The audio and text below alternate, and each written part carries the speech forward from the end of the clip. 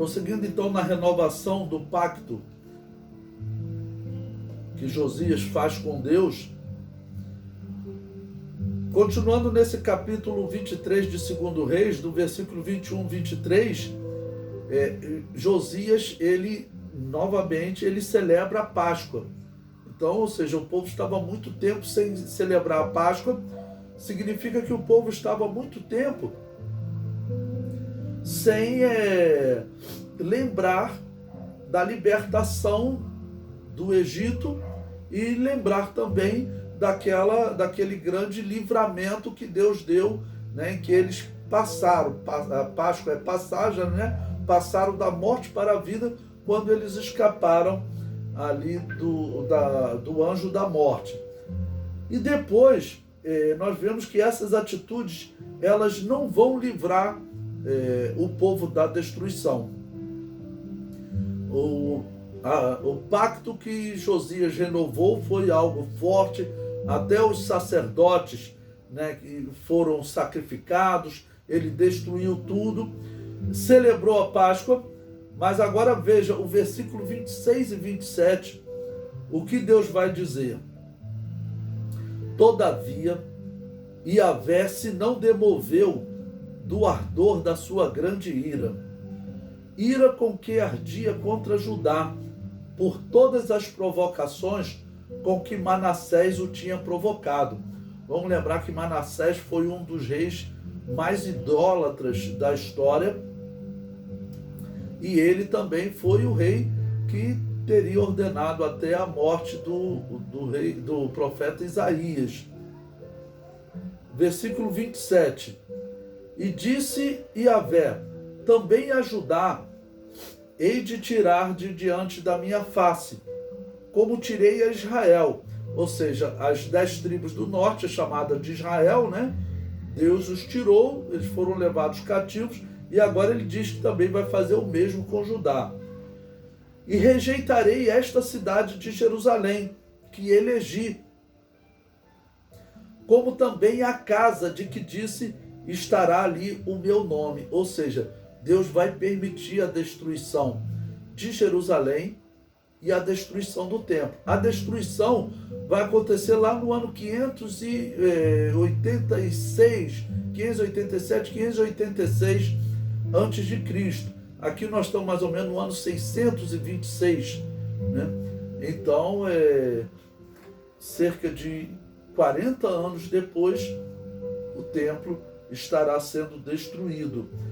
E a destruição do templo que Deus anuncia aqui é realmente algo que vai afetar muito os israelitas, porque era um grande símbolo da presença de Deus no meio deles.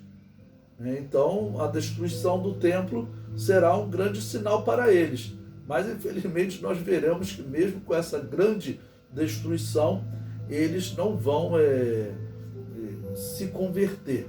Bom, esse rei Josias, para concluir essa parte, né, dessa renovação do pacto, ele vai tomar uma atitude muito estranha, né? Ainda no capítulo 23, depois de renovar todo esse pacto, diz que ele, inexplicavelmente, resolve enfrentar o faraó Neco.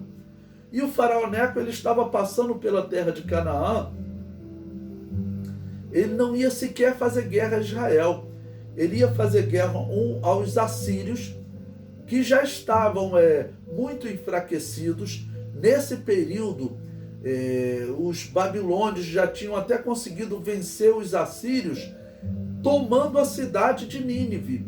E diz a história que o exército assírio havia fugido, saído da cidade de Nínive, saído dos termos, né, da Síria, e veio habitar ao norte de Israel, ao norte da Síria, numa região chamada Carquemes. Veio habitar aquela região, primeiro teriam habitado em Arã, depois em Carquemes, e o faraó Neco talvez tinha decidido fazer uma investida para vingar as invasões assírias no Egito. E o que o rei Josias resolve fazer? É uma atitude inexplicável, Segundo a história, aqui nós já estamos no ano 609 antes de Cristo, ou seja, 4 anos antes da destruição, da primeira invasão de Nabucodonosor. O rei Josias resolve tomar essa atitude de enfrentar o faraó Neco. No versículo 29 de 2 Reis 23 diz: nos seus dias, nos dias de Josias, subiu o faraó Neco, rei do Egito, contra o rei da Síria, ao rio Eufrates. Essa cidade, Carquemes, ficava às margens do Eufrates, né? E o rei Josias lhe foi ao encontro, e vendo ele, o matou em Megido. Megido é um local marcante, porque Megido é interpretado como sendo o Armagedon,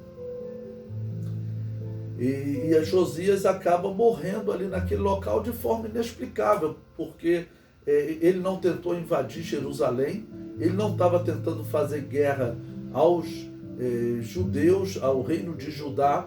Então bastava Josias ficar quietinho no seu cantinho, mas na história não consegue se entender por que ele tomou essa atitude